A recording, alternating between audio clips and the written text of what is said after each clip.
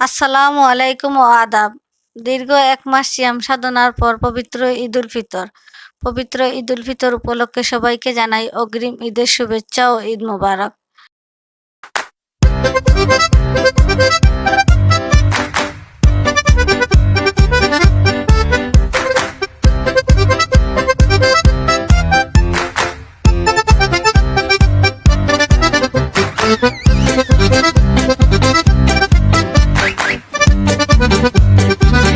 প্রিয় সিলেটবাসী ও ৭-৮-৯ নং ওয়ার্ডের সর্বস্তরের মানুষকে জানাই অগ্রিম ঈদের শুভেচ্ছা ও ঈদ মোবারক।